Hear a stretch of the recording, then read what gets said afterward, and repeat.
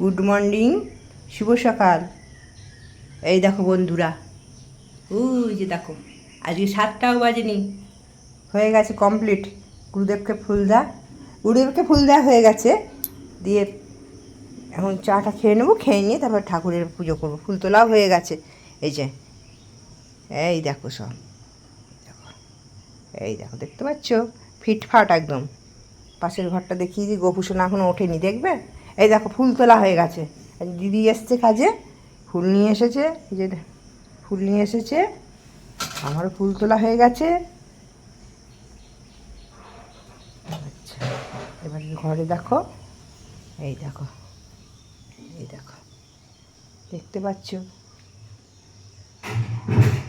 শুভ রথযাত্রা, সঙ্গে থাকো আজকে। আজকে কে কে রথ দেখলে জানাবে।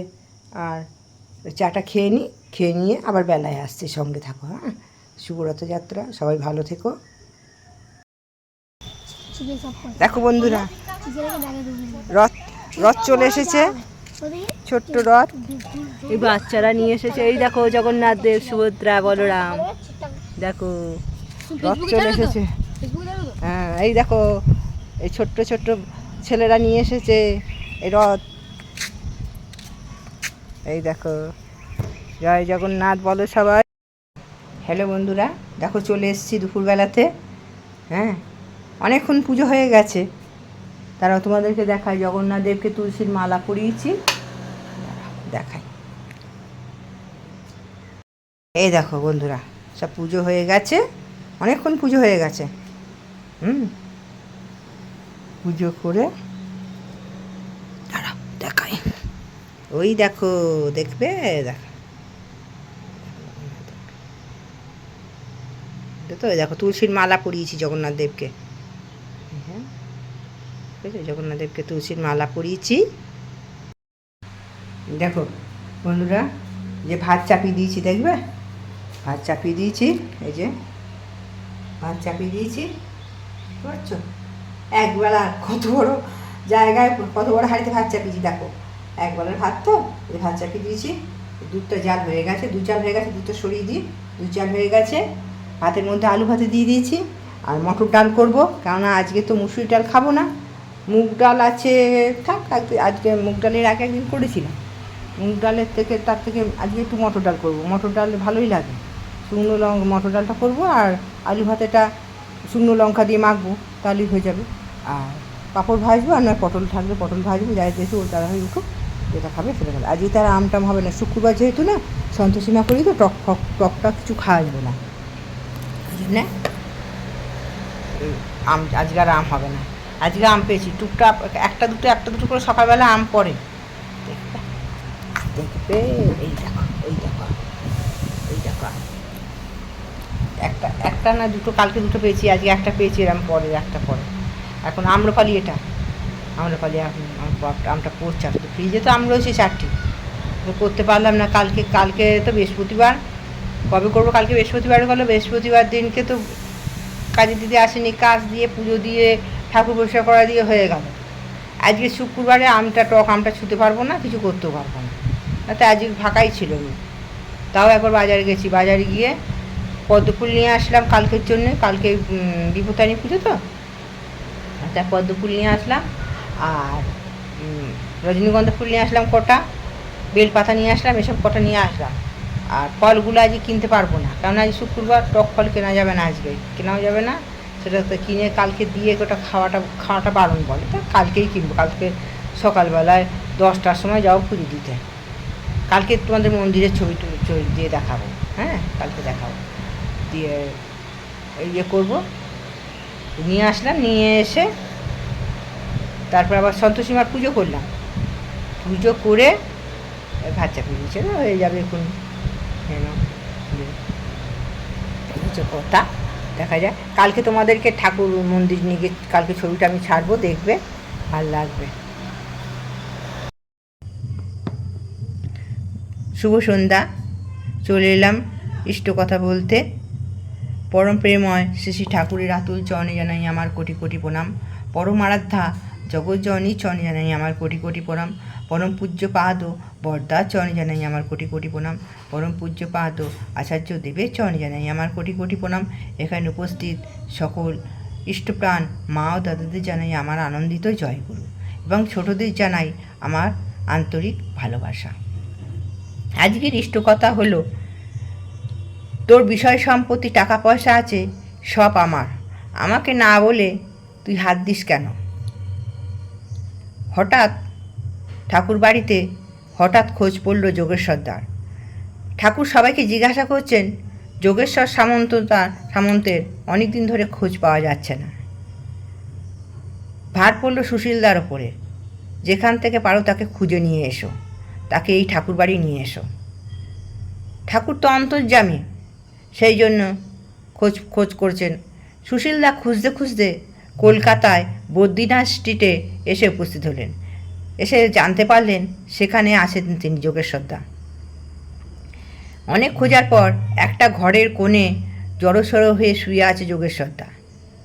সুশীলদা দেখে জিজ্ঞাসা করলেন, আরে যোগেশ্বরদা, আপনি এখানে শুয়ে আছেন? ওদিকে ঠাকুর তো আপনাকে খুঁজছে। তখন যোগেশ্বরদা চোখ দিয়ে হাউ ঝরে জল বেরিয়ে এলো। বলল, জানতে পারল যে যোগেশ্বরদা সাইটিকা বাতে আক্রান্ত হয়েছে। যোগেশ্বরদা বলছেন, ঠাকুর আমাকে ডেকে পাঠিয়েছেন, আমি কেমন করে যাব? আমি যে হাঁটতে চলতে পারি না। দিয়ে তখন সুশীলদা বলছে, ঠাকুর আপনার সঙ্গে যখন আছেন আপনি ঠিক পৌঁছে যাবেন বলে আরও দুজন গুরুভাইকে নিয়ে যোগেশ্বরদাকে নিয়ে চলল। কোনো রকমে এসে হাওড়া প্ল্যাটফর্মে এসে সেখান থেকে মোকাবা প্যাসেঞ্জার ট্রেনে চাপলো। তারা মোকাবা প্যাসেঞ্জার ট্রেনে চেপে রাত্রিরে চাপলো। তার পরের দিন সব ভোরবেলায় এসে পৌঁছালো, সকালবেলা এসে পৌঁছালো দেওঘর আশ্রমে। আশ্রমে আসলে ঠাকুর তখন বলল যে, এসেছিস, আয় আয়, কাছে আয়। আসার পরে এখন ওই সুশীলদার কাছে সব ঘটনা শুনল। ঘটনা শোনার পরে তখন ঠাকুর যোগেশ্বরদাকে বলছেন, আরে তুই তো গড়িয়ে গড়িয়ে আসতে পারলি না কেন? তুই সব কিছু শোনার পরে ঠাকুর ওখানে পিয়ারিলাল দা ওখানে ওষুধ দিত, তিনি বসেছিলেন। তাকে বলল যে, তুমি আমার গায়ে হাত পায়ে খুব যন্ত্রণা, ঠাকুর বলছেন আমার গায়ে হাত পা খুব যন্ত্রণা হচ্ছে পিয়ারি, তুমি আমাকে একটা ইঞ্জেকশন দাও আর যোগেশ্বরকে একটা ইঞ্জেকশন দাও। তখন পিয়ারি কী করবে, ঠাকুরকে একটা ইঞ্জেকশন দিল আর যোগেশ্বরকেও একটা ইঞ্জেকশন দিল। যোগেশ্বরকে ইঞ্জেকশন দেওয়ার আগে যোগেশ্বর ভাবছে ওই ইঞ্জেকশন নিলে আমার খুব যন্ত্রণা হবে, তাও কী করবে, ঠাকুর আদেশ দিয়েছেন, ওই জন্য বাধ্য হয়ে যোগেশ্বরও নিল। ইঞ্জেকশনটা নেওয়ার পরে ঠাকুর অসহ্য যন্ত্রণায় কাতর হয়ে পড়ল। কিন্তু এদিকে যোগেশ্বরের কোনো ব্যথা যন্ত্রণা হলো না। ঠাকুর অসুস্থ হয়ে পড়লে সবাই তখন প্রণাম করে যে যার চলে গেল। খুব মনটা খারাপ হয়ে গেল যে ঠাকুর এরকম অসুস্থ হয়ে পড়লেন, খুব মন খারাপ হয়ে গেল। সবাই যে যার জায়গায় চলে গেল। যোগেশ্বর যথারীতি প্রণাম করে নিজের পায়ে মনমোহিনী ধামের একটা ছোট্ট ঘরে ফিরে আসলো। এসে মনে মনে ভাবছে, আশ্চর্য ব্যাপার তো, ইঞ্জেকশনটা নিলে আমার তো যন্ত্রণা হওয়ার কথা, কিন্তু আমার তো হলো না, আর আমি কি করে নিজের পায়ে হেঁটে চলে আসলাম। ভেবে সবই ঠাকুরের দয়া বলে রয়েছে। তারপরে যোগেশ্বরদা আস্তে আস্তে সুস্থ হয়ে গেলেন। সুস্থ হয়ে যাওয়ার পরে সে যখন ঠাকুরের কাছে আসলো, তখন ঠাকুর তাকে ওখানে যে আনন্দবাজারের হয়, সে আনন্দবাজারের দায়িত্ব যোগেশ্বরকে দিল। যোগেশ্বরও খুব খুশি। ঠাকুর দেখে বলছে, যোগেশ্বর, তোমাকে এই যা দায়িত্ব দিলাম, এই আনন্দবাজারটাকে তুমি তোমার মা মনে করবে, তে সেইভাবে কাজ করবে। সেও খুব আনন্দ, সুন্দরভাবে সে দায়িত্ব পালন করছে। দায়িত্ব পালন করে আর থাকতে থাকতে সে আশ্রমে থাকার ব্যবস্থা হলো। তার থাকার ব্যবস্থা হওয়ার পরে সে সকাল সন্ধ্যে ঠাকুরকে প্রণাম করতে যায় আস্তে আস্তে ঠাকুরের সঙ্গ হলো। তখন ঠাকুরের সঙ্গ হওয়ার পর সে যখন যায় দেখে ঠাকুর সবাইকে কিছু না কিছু ভার দেয়, কাউকে অর্ঘ্য তোলার, কাউকে কোনো জিনিস আনার কিছু না কিছু ভার দেয়। তখন সে দেখছে ঠিক করলো খানিক এক বান্ডিল টাকা, কতগুলো টাকা নিয়ে সে রোজই যায় সঙ্গে করে নিয়ে, যে ঠাকুর যদি বলে তাহলে সে টাকাটা দেবে ঠাকুরকে। কিন্তু কিছুতে সে দেয়, ঠাকুর চায় না। এরম করতে করতে একদিনকে সে ঠিক করলো ঠাকুরের যেখানে বসে সেই বিছনার নিচে, শুভ্র বসনের নিচে এক কোনায় টাকার গোছাটা রেখে দিল। এবার ঠাকুর যখন এসে বসলো, সে ঠাকুর বসে খুব উসকুস উসকুস করছে। সবাই দেখছে, সবাই বসে আছে, পেয়ারিদা, বদ্রীনাথ দা, আরও সবাই সব বসে আছে দেখছে। দেখতে দেখতে পেয়ারিদা এসে বাধ্য হয়ে ঠাকুরের বিছনাটা একটু ঠিক করে দিতে গেল। ঠিক করে দিতে গিয়ে দেখছে বিছানার কোণে এক বান্ডিল টাকা বার করে বলছে, এই রে, এটা কে রাখলো? তখন ওর দিকে চাওয়াচাই করছে। ঠাকুর তো বুঝতে পারছেন কে রেখেছে। দিয়ে তখন ঠাকুর যেই যোগেশ্বরদার দিকে তাকিয়েছেন, যোগেশ্বরদা লজ্জা পেয়ে গেছে। দিয়ে তখন বলছে, ঠাকুর আপনি তো সবার কাছে এরকম বলেন কিছু না কিছু আনতে, অর্ঘ্য আনতে, কিছু আনতে, ওই জন্য আমি রেখেছি। দিয়ে তখন ঠাকুর বলছে, আমি যেটা যখন যাকে বলি সেটা তার ভালোর জন্যে বলি।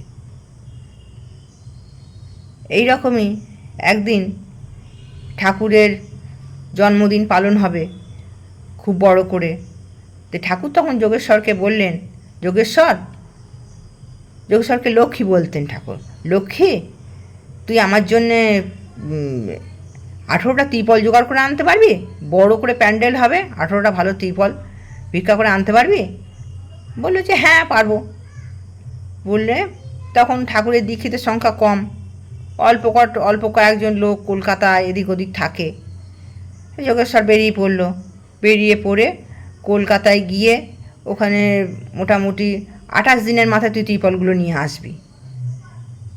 দিয়ে তখন এদিক ওদিক ঘোরার পরে দেখছো যখন 24 দিন হয়ে গেছে, তখন 10টা ত্রিপল জোগাড় হয়েছে, এখনও বাকি রয়েছে 8টা ত্রিপল। তখন সে কি করবে? তখন সে তার ব্যাংকে টাকা ছিল, সেই টাকা তুলে আর বাকি 8টা ত্রিপল সে কিনে নিয়ে খুব আনন্দ করতে করতে আশ্রমে এসেছে।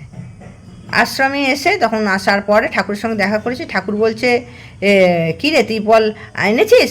ঠাকুর তখন যোগেশ্বরদা বলছে, হ্যাঁ এনেছি। ও কোথায়? বল না, সেগুলো ওইখানে বাইরে বারান্দায় রেখেছি, ওই যা পিয়ারিকে বুঝিয়ে দেয়া। তারপরে আসার পর বললো, তুই কোথায় পেলি ত্রিপল অত? তখন সে মহা আনন্দে বলছে, আমি 10টা ত্রিপল এরকম জোগাড় করতে পেরেছিলাম, আর বাকি 8টা আমার ব্যাংকের থেকে টাকা তুলে সেখান থেকে এনে দিয়েছি। ঠাকুর তখন রেগে গেছেন, রেগে গিয়ে বলছে, কী বললি তুই ব্যাংকের থেকে টাকা তুলে নিয়ে এসছিস?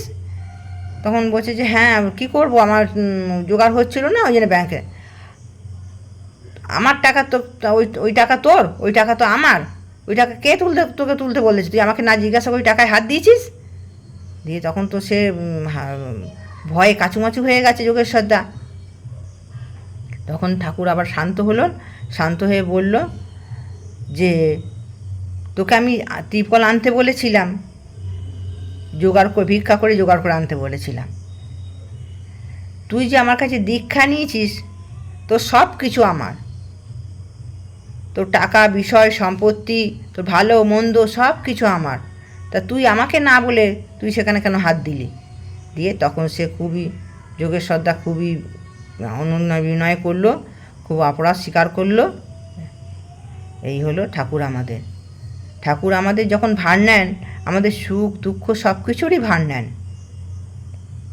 এই বলে আজকে আমার ইষ্টকথা শেষ করলাম। জয় গুরু। এই দেখুন বন্ধুরা, হয়ে গেছে রুটি কমপ্লিট, রুটি হয়ে গেছে, যে রুটি হয়ে গেছে। আচ্ছা, আর হয়ে গেছে এই যে আলু চচ্চড়ি মতন শুকনো শুকনো আলু চচ্চড়ি ঝাল ঝাল করে হয়ে গেছে, আর হয়ে গেল। আর গোপু সোনা শুয়ে পড়েছে, দেখবে, দাঁড়া, গোপু সোনা শুয়ে পড়েছে, দাঁড়াও দেখাই বন্ধুরা, ওই দেখো গোপু সোনা শুয়ে পড়েছে, এই দেখো গোপু সোনা ঘুমিয়ে পড়েছে। আচ্ছা, তাহলে আজকে আমার বকবকানি এখানেই শেষ করলাম। গুড নাইট, সবাই ভালো থাকবে, সুস্থ থাকবে।